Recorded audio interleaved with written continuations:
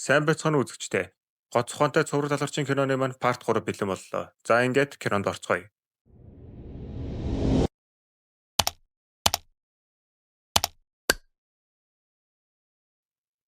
Парт 3 маань эхлэхдээ манай гурав офис дээрээ сууж байтал гинэт хаалга нь өдөв.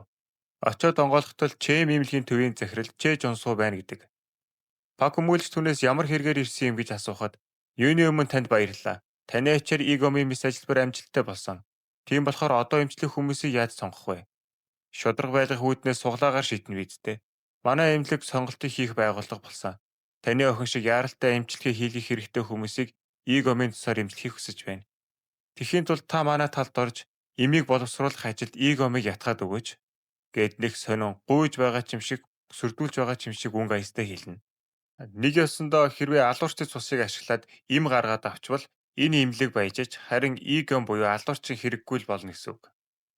Маргааш өглөө нь Пак өмгөөлөгч охин руугаа явах гэж байтал ажлын үүднэр баахан сэтгүүлчнэр ирсэн түүнээс яриа авах гэж оролдоно. Энэ үед жуу сэтгүүлч Мэнгэн хоёр гарч ирээд хүмүүсийг саатуулж байх хооронд Пак өмгөөлөгч зүгтэж амжина.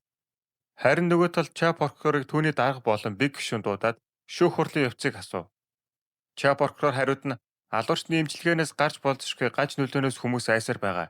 Би тэрийг ашиглаад дахиад шүүх хурал хийн гэж хэлээд гарахдаа Биг гишүүнд хандаж та дандаа бид ялна гэж ярих юм. Энэ шүүх хурал дээр бид гэж байхгүй. Би ялна. Бас би Солонгос улсын прокурор. Таны ажилтан биш.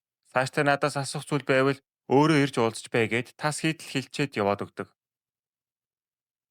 Дүрс солигдож шүүхийн гадаа ард иргэд эсэргүүцэл үзүүлж байдаг. Учир нь өнөөдөр алуурчдны ээлжид нэгэн шүүх хурал болох юм. Ингээд шүүх хурал эхэлж шүүгч прокурор талаас ялын саналаа гаргадаг.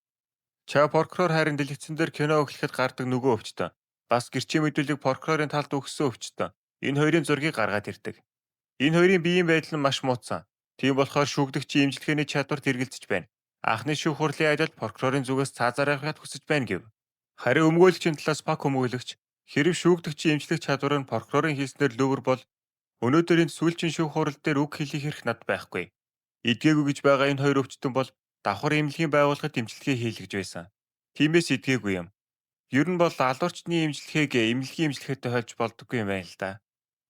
За тэгээд алуучныг цаазаар авахгүй хүнд өвчтөе хүмүүсийг эмчилж нийгэмд өрөө төлөх боломж олгооч гэж хүсдэг. Шүүхээс эцсийн шийдвэр гарч шүүгдэгч Игом нь төрөөс баталсан тусгай эмнэлэгт үхлийн ирмэг дээр байгаа хүнд өвчтнүүдийг эмчлэх замаар ялыг идэлүүлж насан туршдаа хүнд өвчтөе хүмүүсийг эмчлэхэр болдог. Хэрвээ эмчилгээ хийхээс эсэргүүцвэл цаазаараа явах ялыг сэргээхэр болов. Энэ мэдээ зурагтаар гарч олонний анхааралд өртөж засгийн газраас өвчтнүүдийг хэрхэн яаж сонгохоо ярилцаж ямар ч байсан ихний эмчилгээг Пак өмгөөлөгчийн охинд өгье гэж ярилцсан. Прокурорын газар тарин Ча прокурор даргадаа загнуулж дарга нь түүнийг дараасаар Намхай гэдэг газар руу шилжүүлэхээр болсон байдаг. Дүр солигдож манай жуу сэтгүүлч дасгал хөдөлгөөн өдр хийгээд бодвол энэ Мингоныг л найрах гээд байгаа юм шиг байгаа юм. Ирүүл бид саруул ухаан ойршин чи ч гэсэн сураад дав эдэр гэсэн чинь нөгөөх нь баг мэрэгжлийн тулаанчийг техниктэй өшөглөж үзүүлдэг. Мэдээгээр харин Чэм имлэгийн захирал Чэ Жонсуу мэдэгдэл хийж Игомд өвчтнүүдийг имжлэхэд туслана гэдгээ зарладаг. Пак өмгөөлөгч Игомтой ярилцж байх бөгөөд Чэм имлэг чамд өвчтнүүдийг имжлэх байгууламж гаргаж өгсөн гэдэг сайн мэдээ хэлв. Игом харин хамгийн ихэнд таны охиныг имжлэх хэрэгтэй. Та надад их тусалсан. Би ачигтай мартахгүй гэж хэлдэг.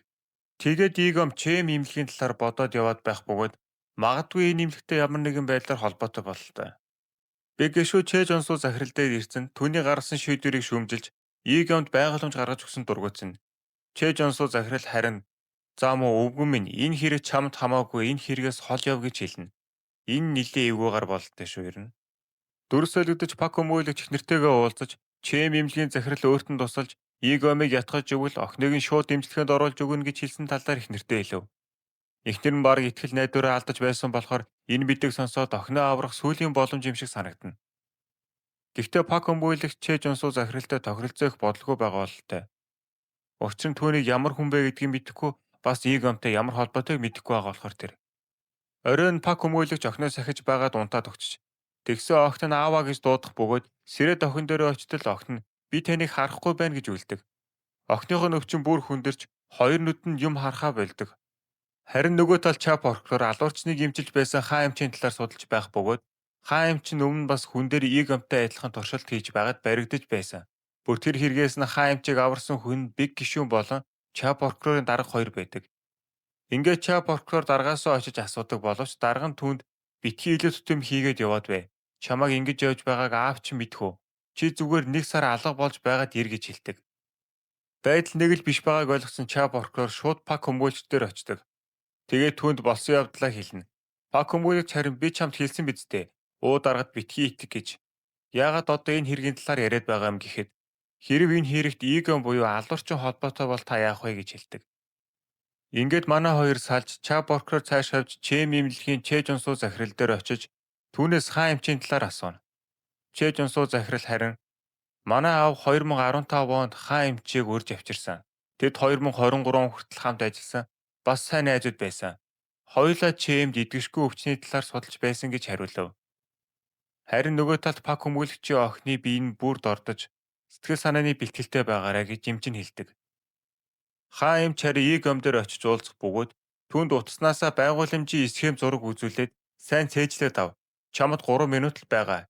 Хэрвээ 1 секунд хоцорвол чиний төлөвлөгөө бүтлгүүтнэ. Бас Чэ захирал чиний дэвтрийг олж авсан. Надад өгсөн амлалтаа биелүүлнэ бидтэй гэж хэлдэг. Тэр нь ямар амлалт вэ гэвэл Игом хаан эмчид эдгэршгүй өвчнийг эдгэх хэмжлэхийг хөгжүүлнэ гэж амласан юм байна.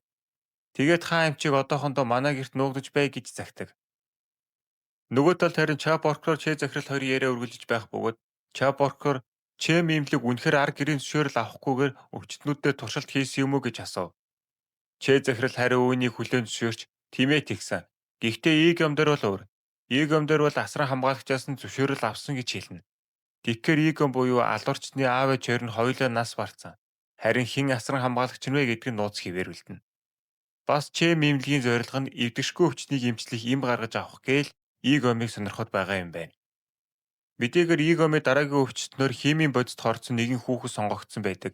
Тэгэхээр пак хүмүүжлэгч Чэ захирлын тавьсан саналаас татгалцсан болохоор түүний охиныг сонгоогүй юм байна.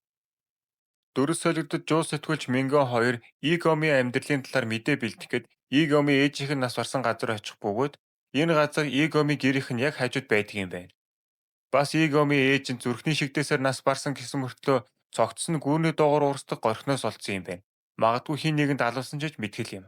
Ингээд энэ хоёр Игомын гэр рүү явна. Яг тэр үед бас Ча Порко мөрдөгч хоёр Игомын герт нь ирж ахаад нотлох баримт болон хэрэгт холбоотой эд зүйлс хайх зорилготой байв. Хаалгыг онгойлгохыг зогсож байтал нэг хүн тэр хоёрыг харчаа зүгтав. Нөгөө хоёр ч араас нь нэлээд хөөжгүй нь. Ядаж байхад энэ мөрдөгчийг гүйж байгааг нь хараад байгаарай. Тэгээд хөөж байгаад санамсаргүй жуус сэтгүүлчтэй таарад түүнийг мөрөгчдөг. Нөгөө хүнээч бас алдчихна. Харин саяны зугтаж байсан хүн хаа юмч байжээ. Хашааны булангаас тэр хэдийг хараад зогсож байтал ардаас нэг хүн гарч ирээд түүнийг аваад явчихна. Манай дөрөв дэлгүүрийн гадаа суугаад энд юу хийж яваа талаар Ча прокурор асуухад Мингё Игомын ээжийнх нь үхлийн талаар судалж байна. Та энэ хэргийн материалыг олоод өгөөч гэнэ. Игомын ээж нь түүнийг осолд орсны дараа Игомыг сургаггүй алга болсон гэж мэдүүлж түүнийг хайж явж байхдаа амнасаа алдсан бололтой. Дөрөс солигдож манай пак хүмүүлэгчийн охины бие нь улам муудаж Игом дээр очиж уулзах бөгөөд Игом хариу үүнийг аль хэдийн гадарлаад бүр охин нь одоо хараага алдсан талаар хүртэл шууд мэдж байдаг. Хөөх юм уу пак хүмүүлэгч маань Игомын урд нь өвдөх сүгдөд охиныг минь авраад өгөөч гэж гуйна. Мэдээж эцэг хүн өөрийн хүүхдээ аврахын тулд ийм үйлдэл хийж байгаа юм. Харин энэ үйл явдлыг Чэ захирал камераар хараад инээсэн зогсож байдаг. Ча прокурорыг ажлаасаа гараад явж байтал пак хүмүүлэгч хүлээж байдаг. Энэ хоёр хоорондоо ярилцаж хаамчийн нөгөө хүн дээр хийсэн туршилтын хэрэгт Чэ имлэг, Чэ захирал, Уу захирал, Игом бүгд холбоотой бололтой. Бас хамгийн анх Ча прокурор Игомыг барьжлах гээд очихоос өмнө түүнийг ирнэ гэдгийг мэдэж байсан болж таарна. Ингээд манай хоёр өөрт байгаа мэдээлэл болон давуу талаа ашиглаад Чэ имлэг, хаан эмч, Игом энэ хэд ямар холбоотой болох талаар олж мэдхээр хамтрахаар шийднэ. Маргааш өдөр нь Ча прокурор мөрдөгчтэй уулзаж хоолнд оруулангаа түүнээс хэрэгтэй мэдээлэл олж авахыг хичээнэ. Учир нь энэ мөрдөгч өмнө нь Игомыг алга болоход түүний хэрэг дээр ажиллаж байсан. Бас Ча прокурор энд ирэхээс өмнө энэ мөрдөгч нь Ча прокурорын дарга болох Уу даргатай хамт ажилладаг байсан юм байна. Ингээд тэр хоёрын уулзалт нь дуусч хоёр тийшээгээ тус тусын ажлаа хийхээр салж мөрдөгч харин нэг хүнтэй уцаар ярьж уулзаж хоол идэхэр болдог. Ча прокурор харин нөгөө хоёр туслагтайгаа уулзаж хоол авч өгөөд таларсан сэтгэлээ илэрхийлэхээс гадна энэ хоёрыг өөрийнхөө талд уруулах гэж үзнэ. Яг л төлөвлөсөн ёсоор болж ямар ч байсан энэ хоёр энэ хэрэг дээр түүнд туслахаар болдог. Эрэхтэн жоохон дургүй байсан ч гэсэн зөвшөөрдөг. За ингээд удахгүй нэлээд том хэрэг мандах нь дээ. Ча Парко болон Пак хүмүүлэгч. Нөгөө талд Ч захирал болон Ч прокурорын дарга, У дарга. Дүрс солигдож нөгөө мөрдөгч чинь Ч захирлын сугнүүстэй уулзаж бид нар хизээ хөдөлж эхлэх вэ? Хүмүүсийн сайн хянаж байгаарай заа юу. Ч прокурор тэдний бариад авбал толгой өвцөн асуудал болно шүү. Ч прокурор бол Игомоос илүү галзуу юмтай. Энэ байдлаараа тэр удахгүй Ч захирлын мөрийг олно шүү гэж хэлсэн чинь сугны өсний уур нь хурч хэрэггүй зөвлөгөө өгөх хэрэггүй. Зүгээр л хоолоо ий мөрдөгчөөгээд архийг нь асгартал хийж өгөөд ерөн жоохон айлгадаг. Хаа юм ч харин Ч захиралд баригдсан юм байна. Ч захирал түүнд нэгэн үл мэдэгдэх тариа тарьж байгаа хэсэг үзэгдэнэ. За ингээд Игомын имчилгээ хийх өдөр болж тэрээр имчилгээгээ хийж эхэлнэ. Харин нөгөө талд хаа эмчийн цогцос олдож Ч прокурор гайхаад зогсож байтал утсан дуугарч Игомыг оргосон талаар хэлнэ. Игом оргоод Пак хүмүүжлэгчтэй хамт явж байдаг.